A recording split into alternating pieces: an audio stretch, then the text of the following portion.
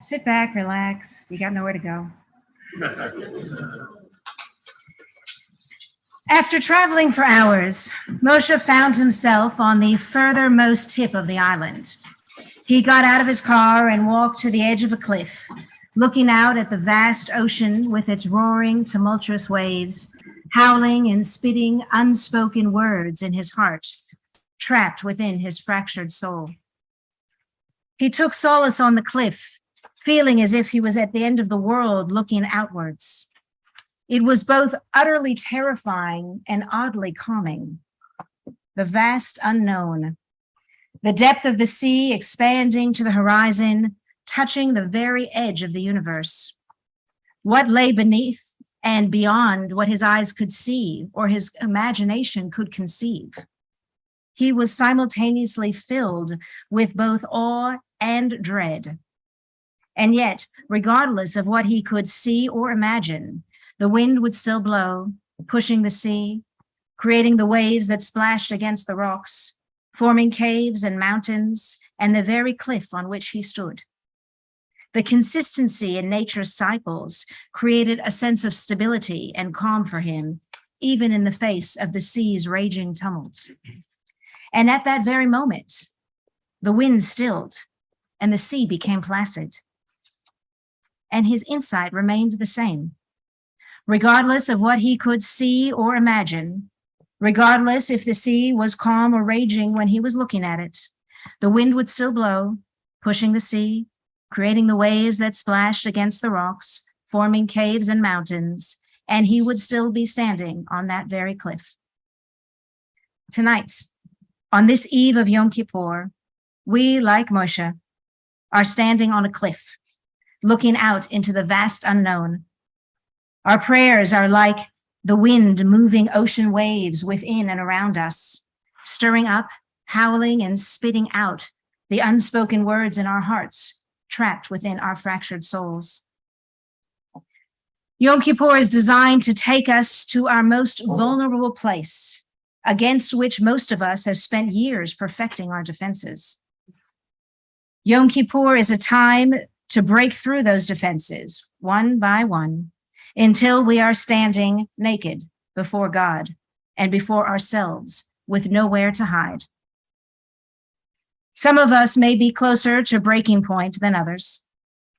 Some of us may be more practiced in accessing and accepting our vulnerabilities.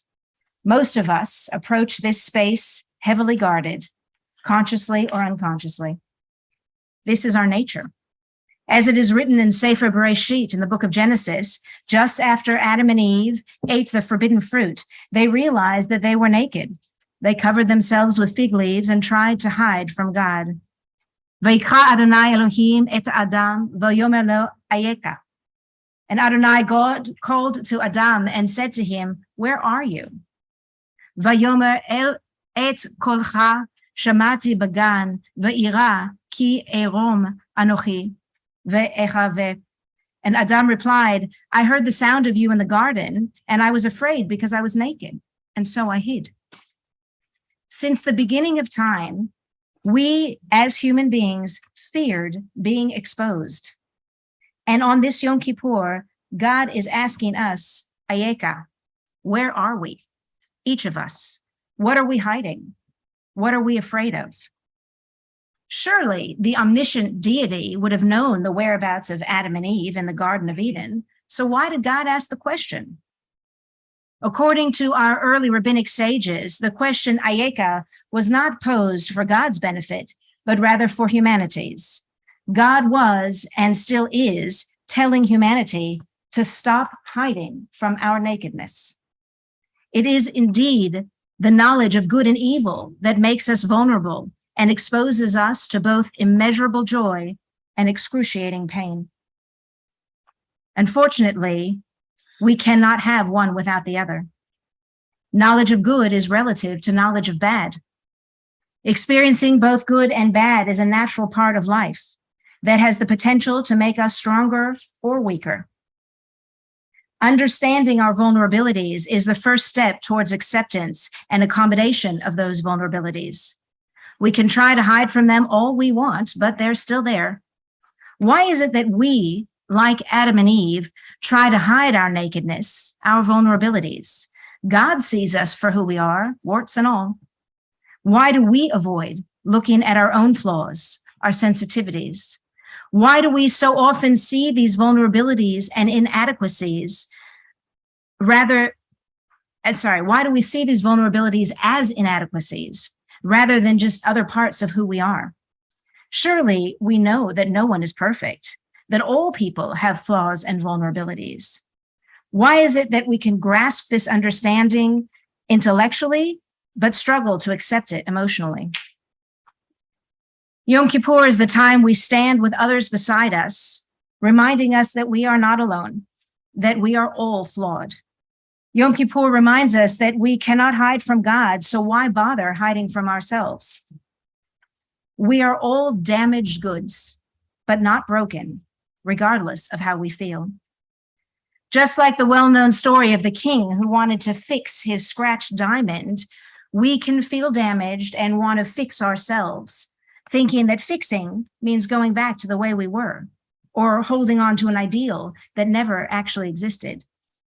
The king learned that perfection is transient and beauty is relative.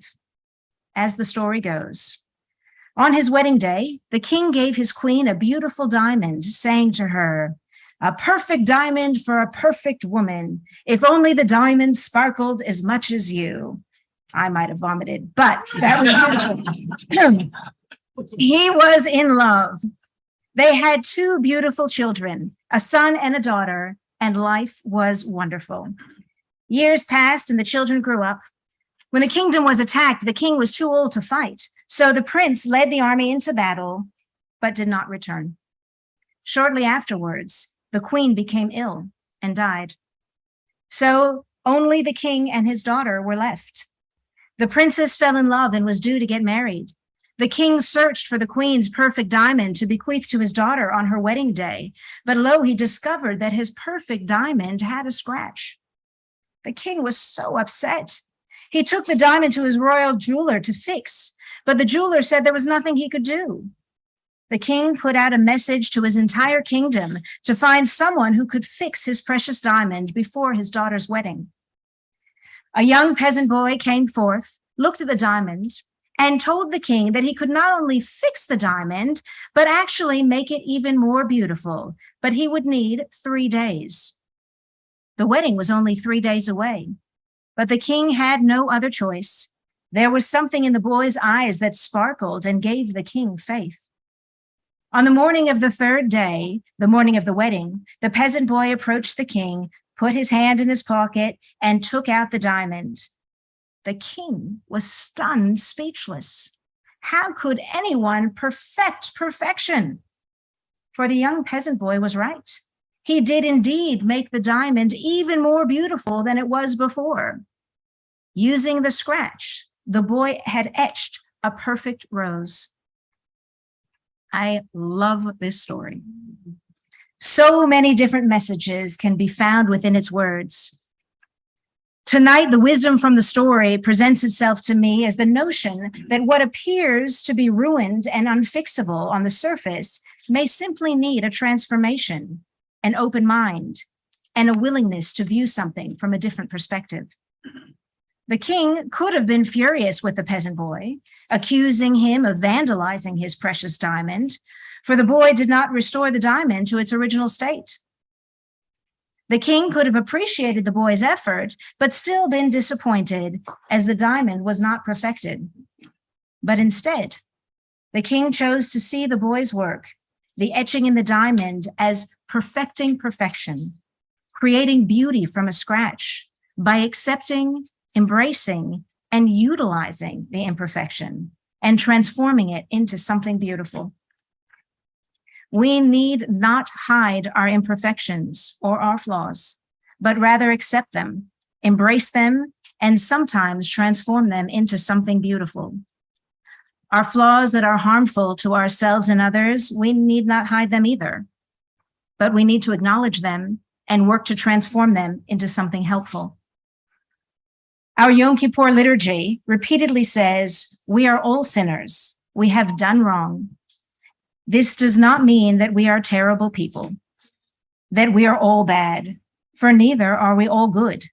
We have all done wrong things. We all have our flaws and imperfections. Stop trying to hide them. They are what make us human. Let's work to transform them into something helpful or beautiful. Just as we are neither good nor bad, just as our flaws and gifts can transform, so too can our life and our current situation be changed. The tumult might churn within us, or serenity and joy might prevail, but neither will last forever.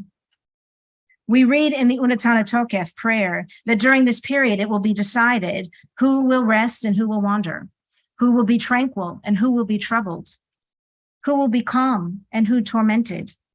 And yet, there is no single person who feels restful, calm, or tranquil every moment of the entire year. Nor is there a person who feels restless, troubled, and tormented every moment of the entire year. There are years or times of the year when we definitely experience one more than the other. But looking back on our lives, there are always times, even if small moments, that we glimpse the other side. In the book of Ecclesiastes, Kohelet said, "L'kol zman ve'et l'kol chefetz tachat hashamayim." There is a time for every season under heaven, a time to be born and a time to die, a time to plant and a time to uproot what has been planted, a time to tear down and a time to build up, a time to weep and a time to laugh, a time to grieve and a time to dance. Life is about seeking and creating the balance. It is no coincidence that the zodiac symbol for this Hebrew month of Tishrei is a scale, signifying balance. Part of finding balance is normalizing pain, suffering, and imperfections, as well as normalizing joy, contentment, and personal skills. Like Moshe, who realized that the sea would both be tumultuous and placid, regardless of his observation. Whether or not we notice, each of us have flaws and gifts. Each of us feel pain and joy. Each of us have failed and been left wanting and have achieved success in big and small ways. This month, we begin anew. We start fresh. Like the king who chose to see the beauty transformed in his scratched diamonds, we choose to accept and or transform our flaws, our shortcomings, and our imperfections. We are indeed stronger together. That is, bringing all parts of ourselves, the strong and the weak, the confident and the vulnerable. This is the healing remedy of a fractured soul. As Moshe stood on the cliff looking out upon the ocean's vast expanse, he felt both a sense of awe and dread. As we stand here tonight on the outer edge of the Yamim Noraim, our days of awe and dread, we look deep within, projecting outwards to the vast unknown. Feel the waves of prayer within and around us, stirring us, calming us. And when we hear the call, Ayeka, where are you? Don't be afraid to be vulnerable. Don't hide, for we are all flawed diamonds. This Yom Kippur, let us open ourselves up to the transformation. Ken Yehi Ratzon. May this be God's will.